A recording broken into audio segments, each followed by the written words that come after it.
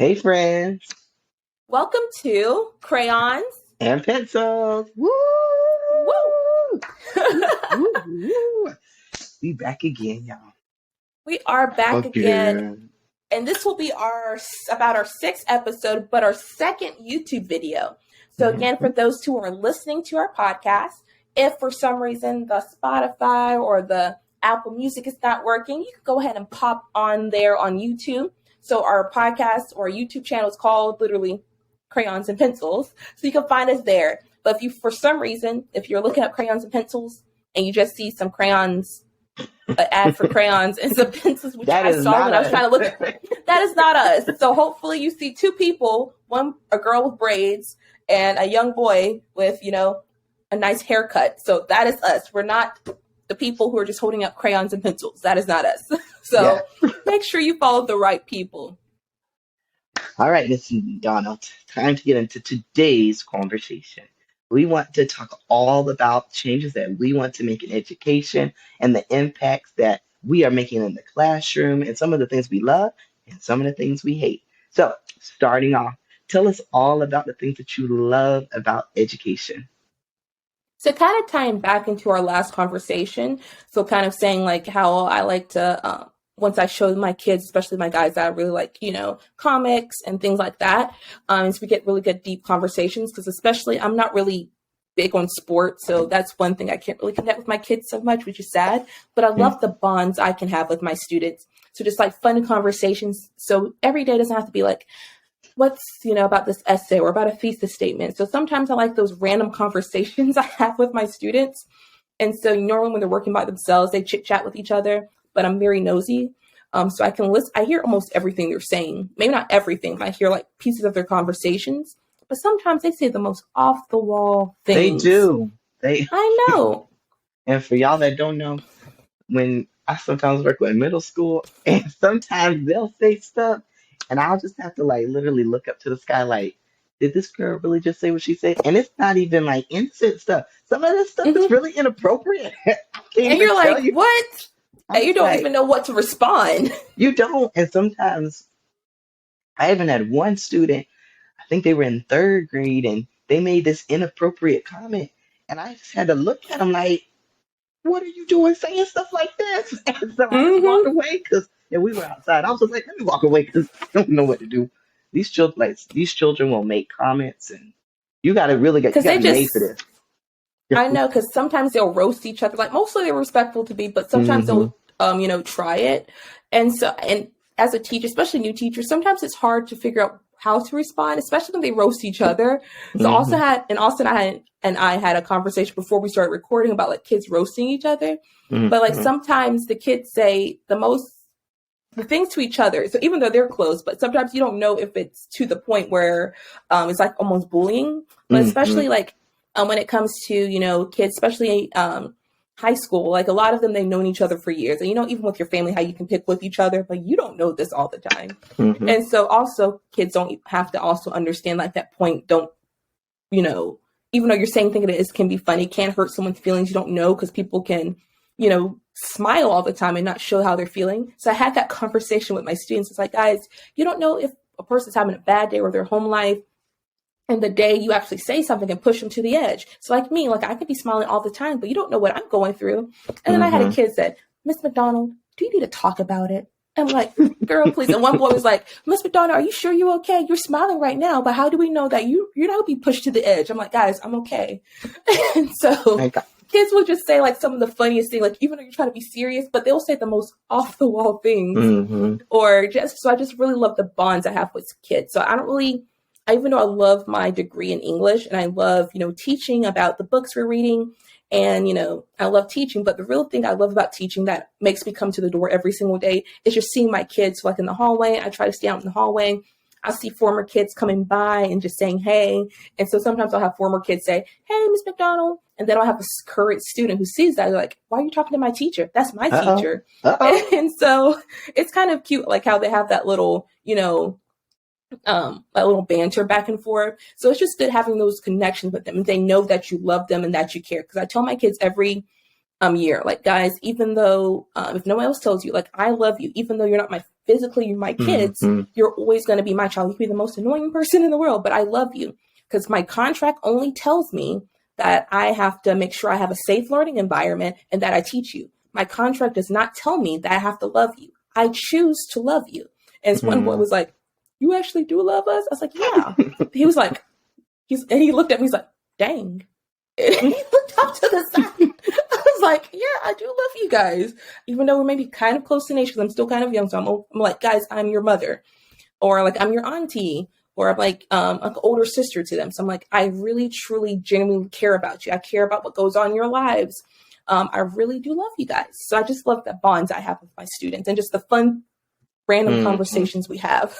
I know, What like about you, Austin? with me, all I really can do in like my position is love them. You know, I don't Mm-hmm. have my I have classes I do teach and work with, but it's like I don't wake up every morning going to like, a classroom and having my Mm-hmm. own class. So like I move around a lot, I rotate, I switch. And so whenever I get the opportunity to work with different classes, I make sure that they know that I am here, I support you, I am with you, Mm-hmm. and I got your back. Like sometimes in the morning, the teachers are required to stand and open their door. So when I open the door, I say good morning. I smile. I greet them. I ask them how they feel. Yeah. Even at the beginning of some of my lessons, I'll do a check in. It's very babyish, but I do it with all my kids. I say, give me a thumbs up, thumbs down. How you feeling today? I let them share. I let them talk to their peers Mm-hmm. about it so that they can become. I don't have the vocabulary for that word. Something. It's something I'm trying to think of, but just so Like that they can collaboration. like so they become aware of like how each other is feeling and how they can better Oh, like put so social emotional learning. yes, it was it's a word that I'm looking for, but I can't think about it. But just so that they can become aware with one another and so that they can understand that we are human and we feel this way and how communication is important. And I know with my middle Mm-hmm. schoolers, when I work with them, it's important that I establish that a lot of times they just feel like they're just there to be there. And I want to make sure Yeah. that they understand how they're feeling and that I am here to support them and guide them. I have some younger students that sometimes don't feel like they're wanted, they don't feel special. So Mm-hmm. I'm gonna come in there.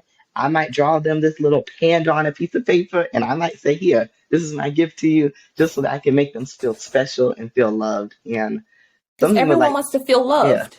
and like and these bonds with students are like truly special. I will treasure that. And I know I said this in a previous podcast is one thing that I tell myself every morning is that I want to bring joy into the classroom. If a child Mm-hmm. has not smiled within the hour I was in that room, then I know I did something wrong. And so I just want to Mm-hmm. make sure that you can't come to school dull. Every day is a new Mm-hmm. adventure. You got to bring some excitement. So I want to make sure that my kids feel special and wanted. And I was surprised with my middle schoolers. I'm a kindergarten teacher at heart. So, I'm used to the hugging and the little sweet notes. And one day I went into the middle school class and all these middle schoolers were giving me hugs. They were asking me how I was Oh. doing. They were writing me little notes. And I was just like, Mm-hmm. it was giving me a lot of like kindergarten kind of vibes. I was like, wait a minute, do y'all love me? And I was starting to cry. Yeah, because And I that was, happens in high school too. Because I was mm-hmm, surprised. Like I get a lot of hugs in high school. Like a lot of my mm-hmm, former students, they'll come by and give me a hug. I had this one student.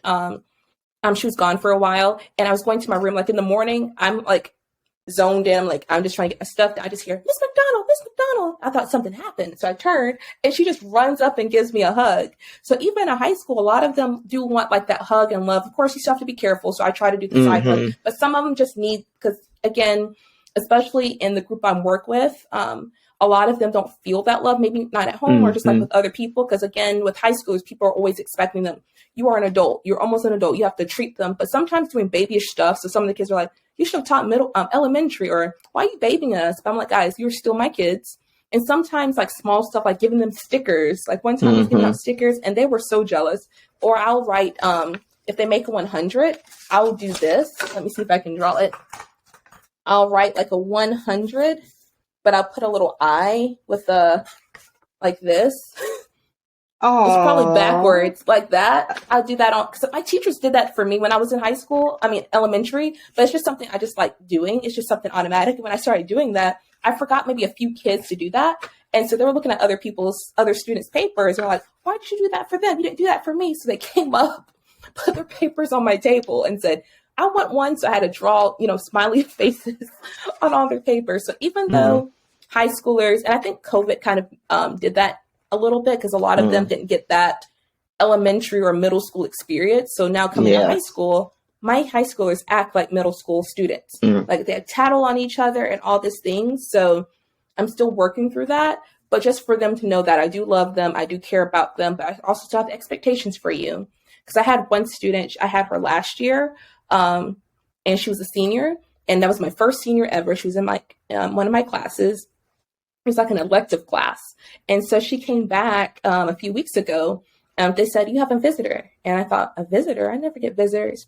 And it was a former student. And she came in, gave me a hug. She said, I don't have enough time to talk with you for a moment, but I just want to write this out for you. So she had like a sticky note and she wrote like a nice note, left it on my desk. She said, don't read it until I leave. She left, gave me a hug, and I gave her a hug, because I love giving my kids hugs and knowing that I love them. And so she left. And so I shouldn't have read that note well before I mm, started teaching because I was trying not to cry. She wrote because before my students leave the year, I always write them a goodbye note. So I'm like, I'm mm, not paying money for candy and stuff that you're just going to eat or maybe not like throw away. I'm going to write a detailed note for each and every student. So that's about 70 notes every semester. mm-mm. My That's a hand, lot. my hand would have fell off. It does cram. Like I try to spend each one day, like I have like 3 classes. I try to spend one day just writing all the notes for that Mm-hmm. specific class. And for all my students I have, I try to write some sort of detailed note, like how much I care about them, what I saw them, how they grew. I might write them encouragement or like words of advice, especially kids who may, I know they could be a leader, but they were maybe acting up. But I'm going to make sure I write a note for every student. And so that year I was actually not going to do it, but I was like, no, let me still do it. And so that showed me, and she wrote how when she was going through a bad time, she saw that note and that really encouraged her. And so I was like, that's the reason why I do what I do. Not because I want to teach a book or teach Lord of the Flies or teach this book. I do it because I really want to make an impact in students. Not to be like a superhero, but I want them to know that someone has their back, someone cares about them, because everyone needs someone in their corner. You don't know what someone's going through. Someone always needs someone in their corner. And so that's why I became a teacher. It's just so they can feel the love and feel that someone does care and is rooting for them. Mm. You know? I want to piggyback on when you said the notes. I remember, I know I told you about it. It was Mm-hmm. Teacher Appreciation Week. I was a senior in high school and I was Mm-hmm. just about to graduate and get my associate degree. And one of my mentor teachers, I was picking on him. I said, "Hey, when y'all gonna get me something for Teacher Appreciation Week?" I said, "Ain't I a teacher?" And That's my they were, Instagram handle. look, that's the answer right there. And so Ain't I a teacher? and basically, they were like, they were just kind of joking off, and I went off to my next class. And when I came back, I taught a lesson on measurement, and I was teaching kids how to use a ruler. I think we talked about string, we talked about Mm-hmm. tiles. They can learn how to measure objects. After I finished it, I got my exit tickets. I was just checking off. And when I was finished, the mentor teacher had said, Austin, we have something for you. I said, what do you have for me?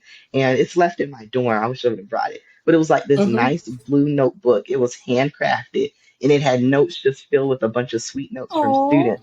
And y'all, when I told y'all, I almost cried. But I didn't almost cry. I did cry. I was at he was tears all down boohooing. my face. I even have a video of me crying. And like students were like, they were talking about how because at the time I was a teenager, they were saying like, "Oh my goodness, Austin, I can't believe a teenager is teaching me math. You must be really smart." Oh. And I was like, "Oh, thank you." And so I didn't think about how much time I spent with this group, but like I was Mm-hmm. basically with them for SEL. I did math with them. I was with them for recess. I did after school with them. So like I was constantly like seeing Mm-hmm. this group a lot, and for them to be able to specifically talk about things that I was doing with them and how they were saying like how much they loved me, how much they liked Oh. the different activities. It wasn't as wordy as a high schooler would get it, but it was the best they can do. And just that they were able to recognize what I was doing at that kind of age, I was like, Mm-hmm. I'm making an impact. I'm changing lives.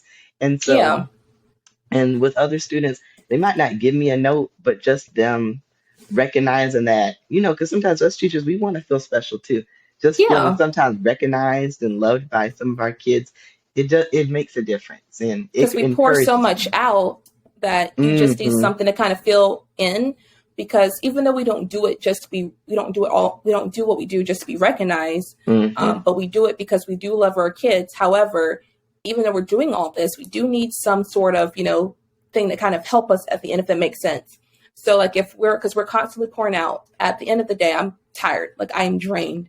So I hate when people say, and we're just kind of going to our cons of, like, people say, all you do is just, write a lesson. No, we do so much. Like, we pour out to our kids because we really love. It's almost like we are their second parents. And for some of them, we are their only parents. Mm-hmm. And so just seeing that, that someone is thankful that you spend all this time doing the things that you do, it's really helpful, because at the end, you can't pour an empty bucket, can't pour into someone else. You need to kind of be filled. And just sometimes just a thank you or a hug, or just feeling that you're loved and appreciate it goes a long way. But I do remember this one teacher saying that that's why a reason a lot of young teachers kind of get out of the teaching as well, because you don't get that immediate satisfaction all the time. If that makes sense. So like, you help so many people, but you're not going to always get thank you, or that was such a good job. You're not going to get a pat on the back every single day. Sometimes you might not get anything a whole year. Like, no one's going to say you did a good job on that, or amazing job, or you did such a good lesson on today. You get an observation. They might just pick at every little thing because so you can't get the 4 points on your rubric for your observations. So with being a young, because you know how we often get immediate gratification. So like, if you do something good in school, you get like 100, so you got a good grade. Or if you baked a good cake, someone eats and it's like, oh, that was delicious. You did a good job on that. But with teaching, it's almost like a thankless job sometimes, because you can go in there every single day and never hear anything about whether you did a good job or not. So you don't get that instant gratification. And I want to pick on that because sometimes with me, people they'll be like, Austin, don't look for praise too much, and I don't. I really don't. It's Mm-hmm. with me when I do receive praise. I like to. This is what I like to do. I like to take a picture of it or write it down. And like for me, sometimes it's hard for me to just because I get like a lot of not anxiety, but sometimes I get too much caught in my head, and so Yeah. sometimes I need visual reminders, and I'm like, I'll pull that quick little reminder saying like, awesome, this is why we do what we do. The encouragements that I sometimes get from parents. Look, I was a teenager and I was getting encouragement from Mm-hmm. parents. They were saying I was doing a good job. I said, this is something I'm going to write down and remember. Mm-hmm. So it was like sometimes I take little tokens from the day and I put it and I have this bulletin board sits in my closet. So when I go and pray, sometimes I have my little reminder that encourages me on Mm-hmm. why I do what I do and why I Yeah. keep moving. Because like you said, people aren't going to always be there to say that you're doing a good job. So you're going to have to encourage yourself. You're going to have to put your big boy clothes on and go on and move out through your day and say, hey, and sometimes you'll have a bad day, but you still got to say you did the best you could. Because listen, Mm-hmm. you could have left your job. You could have gotten your car. You could have went home. You could have said, look, forget this. You could have done something different. But look, you still Mm-hmm. here. You still making it. You still thriving. You got another Yeah. day. You're going to be with your students. Every day is a new day. So I always like to Mm-hmm. say, sometimes you got to nitpick at the little things to encourage yourself to keep going because you are doing a Yeah. good job. Because look, at least you're Mm-hmm. doing something. That's how I like to put it. Yeah. You're And doing you're something. making a difference in the classroom. So the one job that really makes a difference, because our job as a teacher, we influence other jobs, right? So Hmm. you don't know who you have in your classroom. You might have the next, some of my kids were like, I'm going to be a rapper because I teach poetry. And Hmm. one kid's like, Miss McDonald, I'm going to be a rapper one day. I was like, you go, boo. You Look, go. I'm saying, look, So I'm you gonna I'm become gonna a hype my kids up. You want to be a rapper? You be a rapper. If you want to be a doctor, you go be a doctor. You want to be a cosmetologist? You be a cosmetologist. I'll write that recommendation for you. I will support you. So like, our job, influences other, jobs. So even though we hmm have, all these good things we love about education, and we also, one more pro about education, it's just the other teachers. Like, we just have a fun community. It also depends on hmm what school you go to, but I love the community at my school and working with the other teachers. They are hilarious. And so something could happen, you look at them and they look at you, and we're just you don't have to say anything. You just look, you're like, why? Or just the way they help each other, especially being a new teacher or even an older teacher. I love how if something happens at our school, like if someone's hurting or someone needs something, I love how my school comes together to really help other, educators in the school. So like So I want to in my department, they help each other. And so I just love how we all come together, even though we're not a small school, but we have a good community. And so making sure like whatever school you're at, that good community can go a long way. So you might have an awful day. Things in the district might be going well, but if you have a really strong school community, that goes a long way versus anything that can happen in the school, if that makes sense. And I know, like with what you're saying with the teachers, I go to a small school, so like I don't have a lot of Mm-hmm. people there. And when I come into the classroom, like I'm gonna say, like on Friday, I had went into this one classroom and I was all energetic. I was bouncing, I was dancing, and one thing that a lot of the teachers at the school, they really let me be myself. They Yeah. embrace my creativity, they embrace my passion and my love for education. Sometimes they'll be like, "Oh, just go do you, boo." And I'll be like, okay, I'm gonna do me. Look, and sometimes I have these big ideas, I got little ideas, and just being able to do what I can do is I can't do without the teachers. That's the real Mm-hmm. support system. You got your parents, you got your students, but without some of the teachers that really help me be able to contribute in their classrooms, I don't know if I could do it without them. So I really And applaud like the members in my community. yeah, Yes. definitely. And the weird thing, even if you just say that you're a teacher, you could be in a completely different state or something, and you see another teacher, we always seem Hmm. to connect. And so I join a lot of Facebook groups for teachers, and everyone is so willing to share. So if someone has a good idea, people are like, "Can you share this with me?" Teachers are notorious for sharing things with each other. So if you have a cool idea, usually most teachers are not willing, are not, they don't really hold it. They're like, "Yes, please use it." Like I love how the teacher community, education community, they're willing to share and swap ideas, give out whole lesson plans. I have people give me whole unit plans. I was like, I didn't ask for that, but thank you. Look. Or people just giving, just ideas. You're like, I have a question about this. How do I do this? You don't always have to take everything, but educators are good at just giving you anything you want just to help you out because everyone wants to see each other succeed. And so that's what I like, kind of what I like about our profession. Hmm. But yeah. Okay. Y'all ready to talk about what we hate? We have to There's try not to probably a get long heated, list but we have to try not to get heated. We got to keep it short and simple and sweet. Last time we did this, we went up to about 40 minutes. because we actually recorded this podcast earlier, but for some reason on the site that we're using for a podcast, Mm. it only recorded me. So my visual and only my audio. So that was very And awkward. it was So a we are very recording this passionate, again. it was Yeah, a you could see me. You passionate could see thing. me yelling. My face was red. Whew. But we're And gonna try this, part two. I'm gonna let you start off those. I gotta get myself together before I go. All right. So kind of tying back to what I kind of said earlier a little bit. So one of the cons of education and things I would like to see change is the disrespect that we get from other professions or from other teachers, not other teachers, sorry, not other teachers, but from other, like parents and things.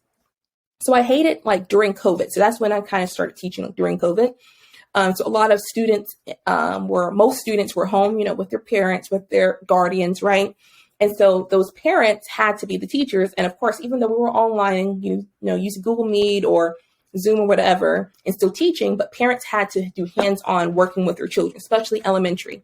And so I liked how seeing on Instagram and Facebook, a lot of people supporting teachers like, oh my gosh, I can't believe you guys do this every single day. I'm gonna give whenever we come back, I'm really support you. But once kids came back, that was a completely different story. The disrespect came back, 2 tons. And so I also hated on Facebook, like one person wrote on Facebook, oh, I don't know why, she just said something about like, all teachers do is just send out assignments. Send out assignments, ma'am. Oh, no, we don't. I have so many hats that I put on every single day. That's why I'm literally drained at the end of the day. So like at the very beginning, if I just wrote out a lesson and just taught the lesson every single day, I would not have those bonds that I told you guys earlier with my students. I have to engage my students. I have to wake them up because, again, I have high schoolers. And a lot of high schoolers are dealing with a lot of emotional trauma or emotional things. So I have to sometimes be a therapist. So our school is so big and a lot of kids are going through stuff. So sometimes the counselors all can't, get every single child. So I ended up being the counselor, working with my students, kids who don't, and also in the classroom, a lot of students, I have like 26 different kids. They're not all the same. They're not zombies. So I can't just teach one lesson in 5 seconds and expect everyone to get it right then. I have to individually work with each and every student. And also there's these things called IEPs. So individual education plans. So some kids need a little bit more extra help than other kids in the same classroom. Then I have those kids who can get the lesson in 5 seconds and they're already done in less than a second. And I have to figure out how to work with them, but also work with the kids who are really struggling. And the kids are kind of in the middle. Then I also have kids who come from different countries who do not speak English. And so I have to work with them. So how can I and I don't speak any other language except English, even though I should have taken Spanish a bit more seriously in high school. And then I took Latin in college. So no, I don't know how to speak. If they gave me a student who wrote in Latin, I can probably help him or her, right? So I have kids who are also speaking different languages. I have to work with them individually, all in only 90 minutes. And that's not enough time. It's literally an hour and a half. I have to teach the content that my district gives me. So I have to teach the content, but I can't even teach the content if my kid is going through trauma at home. So maybe their parents are not home and some of my kids are working. So they're coming in school tired. And then I have to put them all on the same standards. Then they have to end a course exam where they have a big test at the end. I have to make sure all my kids are meeting those standards so they can go to the next grade. And so you want to tell me that all I do is just teach a lesson. No, ma'am, and no, sir. And so that's just a little bit part of my day. That's not even talking about teaching, right? So I'm just going to stop. That's just a little bit of what I do in my day. And so that, so yeah. Look, I just think it's important that they need to understand teachers. Just understand us and have empathy. I look at the teachers that I have at the school I go to, and just seeing them. No, I can't really talk about what teachers do. I haven't really gone to that No, capacity Austin, yet. you have that. But No, Austin, you've gone through a lot of stuff, even being like a student teacher. So even though you don't have the classroom by yourself, you're seeing all the stuff that you have to deal with. And then also people forget, because you're also a student, right? So you have classes after you're teaching, right? And so and they forget teachers, we have home lives as well. I may not have my own personal family, but I have family members that I do take care of. I also am very involved in my church. I'm also very involved with other things as well. I'm working on a podcast right now, right? I also do tutoring on the side, right? And I also have a whole life. But then if I'm so focused on the kids that I have at school, I also have to forget, okay, I have things outside of school I have to put my attention to, right? I have my own family, right? And you have your own, you have to take your classes and everything. So if we only just taught a lesson, that's not even a millisecond. For like a approximate, I probably only teach about maybe 30 minutes the entire week. Most of the stuff is just really working with my students. And about that, like, you could teach a lesson, but if the children don't learn it, you got to teach the lesson again. So it's like, it's just like these things on top of things and top of things, and it just keeps going. And then you got to fight outside the door. You're trying to teach. You got boom, boom, boom, bam, bam, bam. You did this to me. And you're like, oh my gosh, you got to go outside the door. See a kid fighting. You got to call the admin. They have to go, and the kids are focusing on the fight. I'm sure ain't about to break no fight. I am not about to break. I'm going to let y'all do it. I'm running to the office. And so the other teachers were laughing at me because I had another teacher. We're both calling at the same time. We didn't know we're both calling the office. And so she's like, there's a fight out there. There's a fight. And then I go up there, I'm like, there's an altercation outside. And so they were laughing at me the way, because she's like, yo, there's a fight outside. There's a fight. And I'm just like, was this the same fight? Or no, two different fights? Same fight. Yeah, this was the same exact fight, but we didn't see each other both going to our rooms to call, because I'm like, you see me, I can't break up a fight. I'm going to call and try to get other kids away. So I didn't know she was going to her room calling, and I went to my room calling. And so the way we kind of handled that was different. But again, we have fights going on. I have kids bullying each other kids. I have kids who are going through literally abuse at home, and then they're bringing all that to school, right? So that's just the disrespect of people just saying that we don't know what we're talking about, what we're dealing with. Sometimes the teachers know more about your kids than the actual parents, because sometimes they open up more to teachers. That part. See, let me go back a little bit. Let's go back to last year. I was doing after school, right? You barely have teachers as it is, so you better be grateful I was in here helping your child. There was altercation where the parent was confused on why the child was getting their work done. And I wasn't aware that they were supposed to do their homework at this particular time, and thought it was something they did at home, because it was actually additional practice. Because the school, we didn't have homework policy. But, apparently they were supposed to do it. I got caught up, got my class together.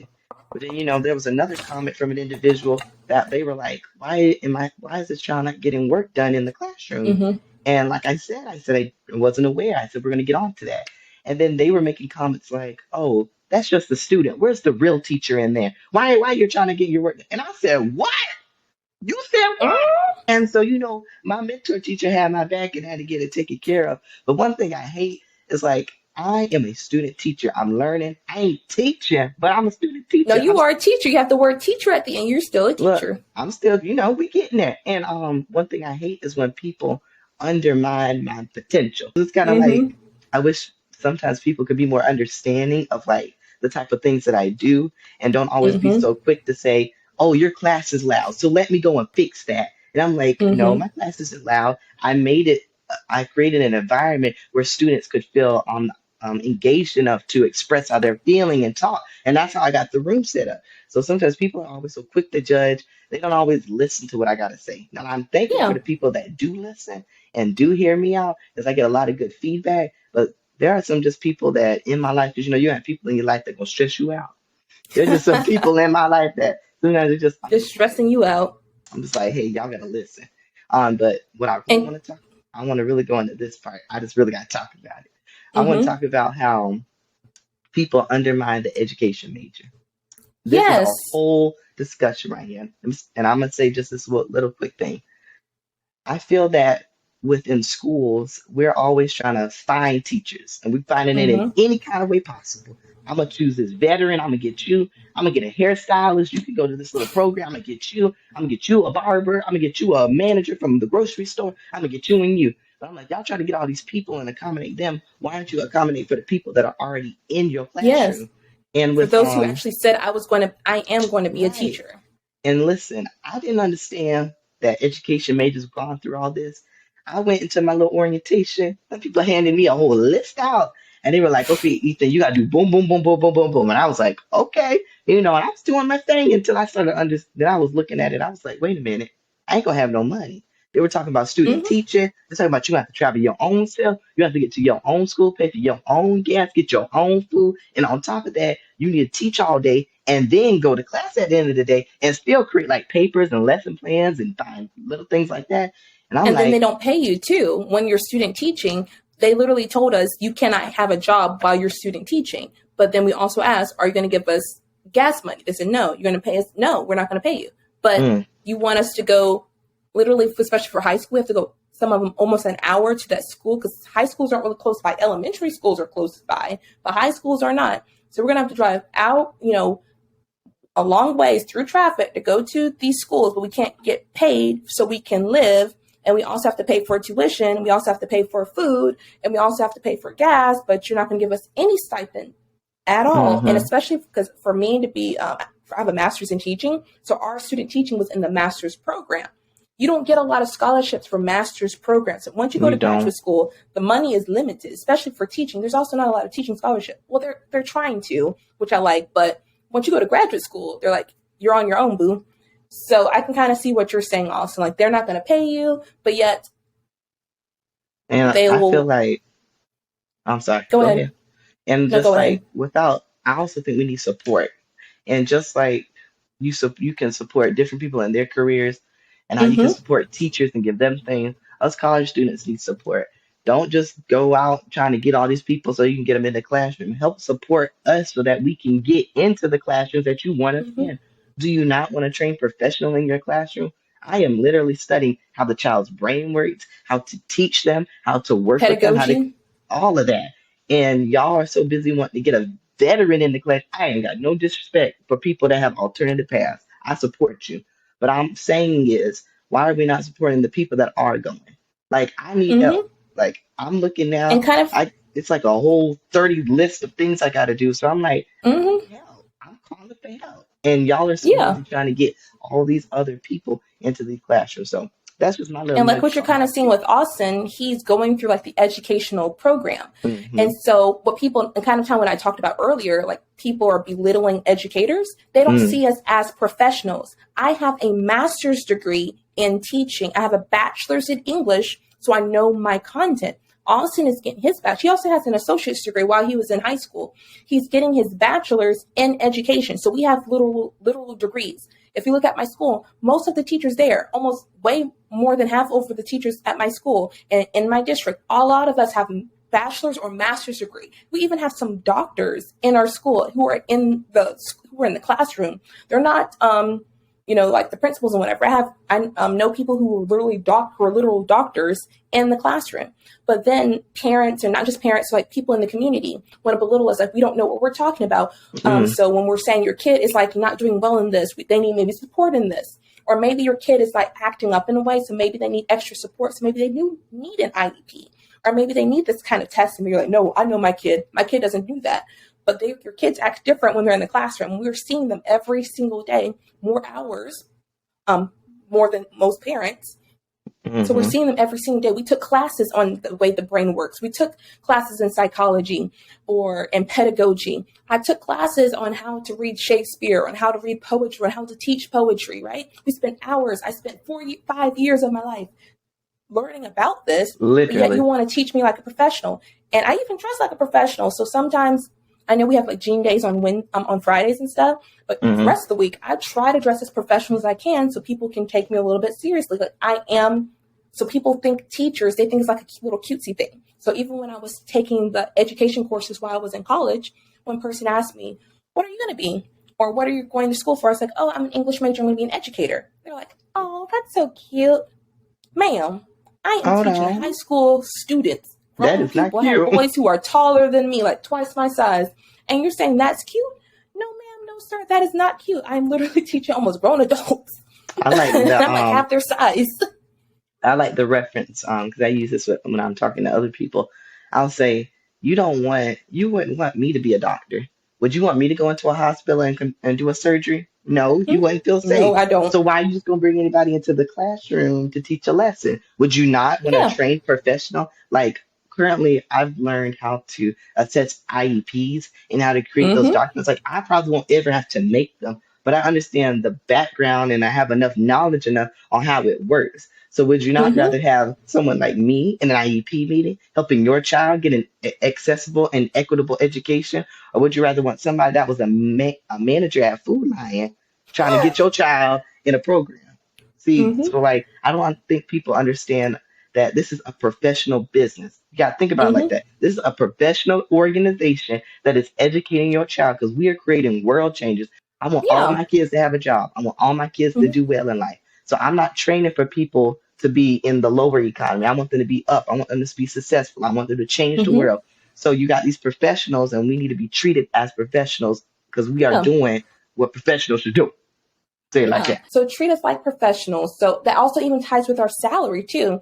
So even a kind of time with Austin, even though he's student teaching, they're not paying him at all. Hopefully they change that by the time you actually do full-time student teaching. But even for those who are in the workforce, so I know like a lot of schools and districts are trying to get more teachers. And so they're trying to get like a bonus pay. You can join our district, get a bonus. Well, what about the teachers who've been here for years and years? They haven't got a bonus. What about their bonus for actually staying here, staying in the classroom? Of course, they'll get a bonus maybe for people who come. Of course, we all need money. But for those who've been here for a certain amount of years, who have really been working hard, because again, like I said, sometimes teaching is almost like a thankless job, but at least support them in some kind of way. So no, I don't want Jeans Day for it's nice, celebration. I love like anything someone gives me. Like I'm very grateful. Like I'm grateful for the kids who are giving me, the hugs. I'm grateful for the notes. I'm grateful for when my school, does the barbecue and everything. I love my school can cook. Oh, goodness, yes, they can cook. I'm thinking about that barbecue right now. Oh, it's so good. But like mainly, I'm talking about like so this has nothing to do with school because the money comes from like depending on the district you're coming from. So again, like income taxes and stuff. So this is really tying to like the state government and stuff. So if you guys really want more educators, you need to pay them. Everyone already knows if someone says, I'm going to be a teacher, people already automatically think, oh, you're not going to get paid enough. Everyone knows that. So go ahead and start paying teachers enough so we treat us like professionals. We're not babysitters, and hate when people think of us as babysitters.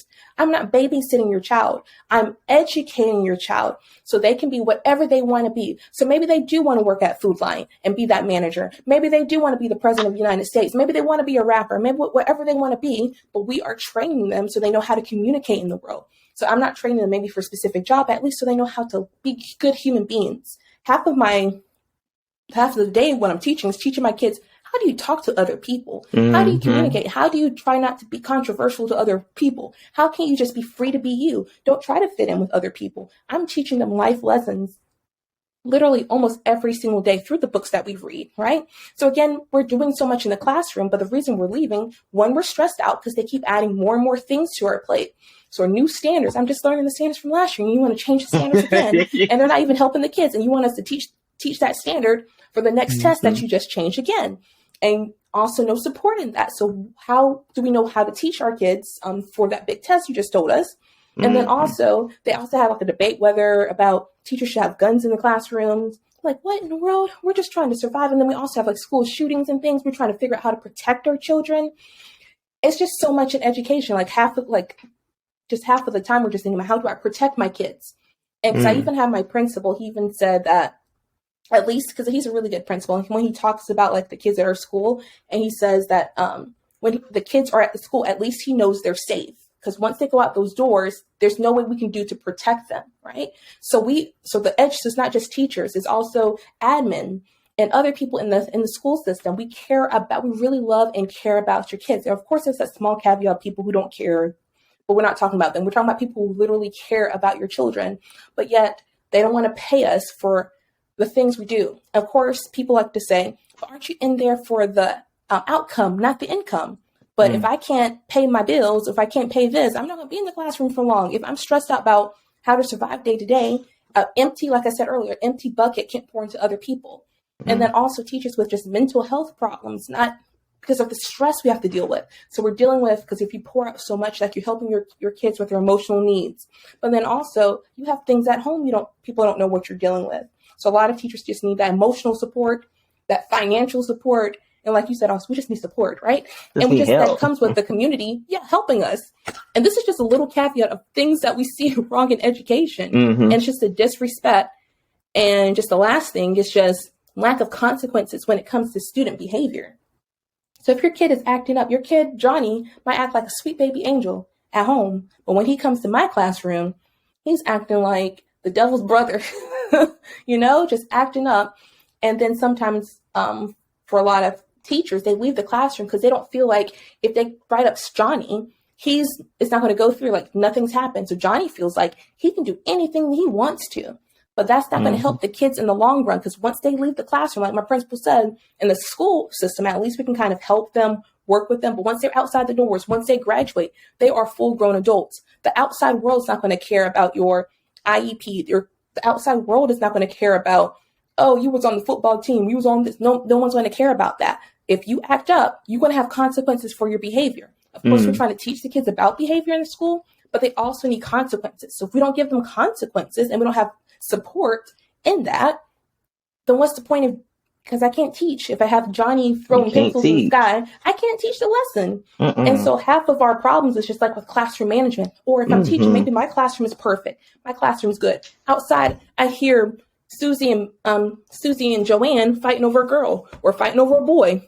Oh my gosh. Mm. And that disrupts the whole class. That disrupts the whole school, right? That So we just part. have so many distractions, but like no, consequences for behavior problems. And I so want we to need support for that too. I want to kind of piggyback on what you said on that part. And this will be my last thing. Just with Mm-hmm. classroom control. I didn't know Yes. like that was a thing until I had to control the class by myself. And like a lot of the teachers and mentors I have now, the only thing I'm gonna talk to them about is classroom management. And they're I know they get aggravated because I ask them about it a lot. But like that is a real That's the weakness I big part of have education. because it's like you can teach a lesson, but I got one child who's distracted, another child that keeps Mm-hmm. asking me to go to the bathroom, another child who's on their computer, another child who thinks Mm-hmm. I don't see their phone, but of course see their phone, another child who's Mm-hmm. passing notes, another child who's cutting up paper, another child who's asleep, another child. It's just like all these different things, and I'm like, okay, let's all get together. And then there can also be something stirring in the classroom, and then one child could just say something random, and then a fight could break out. Listen, I was in Mm-hmm. middle school. Let me tell you, these this one this blah, blah, blah, blah, blah, blah. It's just so much. The child had did something to another student, and they were about to get into an altercation. I didn't know what to do, and I told you this. I was on the other side of the room. The best thing I could do was go like this. I said, "Hey, don't do that." Listen, I was just doing the jump walk, clapping my hands, and look, the children looked at me like, did this boy really just walk? And this was, I think, these were like older middle schoolers. And so Mm-hmm. like they looking at me like I was crazy. And I was like, listen, y'all, I don't know how to control the class. I don't know how to break up no fight. I just the best I can Mm-hmm. do. And so it's just like I'm glad for the support I have now, but I want to make sure when I really get into the classroom that I have this same support and that I can get more support, and I can get more Yeah. training. Because in the education major system, they do not teach me how to break up no fight. They don't even No. teach me how to control the class. The teachers, they'll say like, "Oh, a Greek system, you can get a jar and put gold in it, and everyone will be quiet." No, girl, No, it teachers. doesn't work. And I'm sitting No. here and look, me and my ambitious self. I try it. Here, y'all. Here's a thing. We're gonna go all the way to the top. Them children don't do it. They sit They there and don't talk about it. care. So look, the best thing I could do. Look, I had a bribe.